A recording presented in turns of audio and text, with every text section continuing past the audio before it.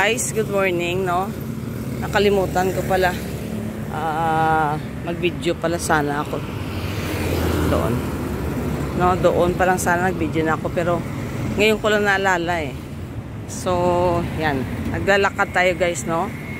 Going to office from Primark. No, going to office. Ito na pala yung Maharlika. Wala nga mga lang.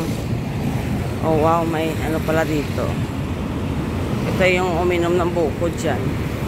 The problem is baka sirado pa yung office. Maaga pa kasi. It's 7:03 in the morning. So naglalakad na tayo dito. Ito yung guys, yung highway, Maharlika Highway siguro. Maraming prutas dyan, no? Ito na tayo dadaan kasi parang maraming sasakyan. Ayan, no? Yung prutasan nila.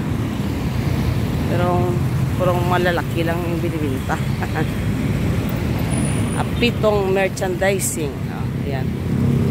So, ito yung highway. Sana doon pala nag-video na ako, no? Pero nakalimutan ko sa station. I need to walk kasi guys, no? Even 30 minutes of walking a day.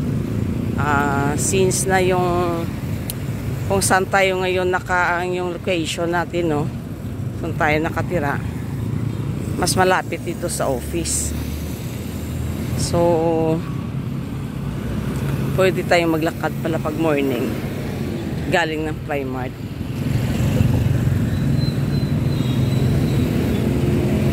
Ayan ito na yung intersection, no, ng Maharlika. Ayan, yung papunta doon, paabukay na yan na road. So dito ako liliko kasi dito yung apito ngayon, no, Maharlika Highway.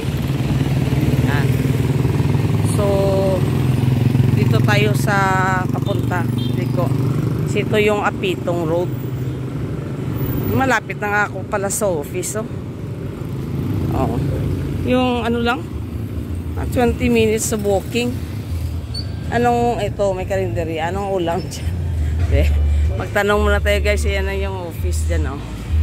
Mas malapit, no? So nakadaan tayo ng karinderya dito. Tingnan natin kung anong luto niya. Malapit na yung office dyan, no? So good morning and God bless everyone.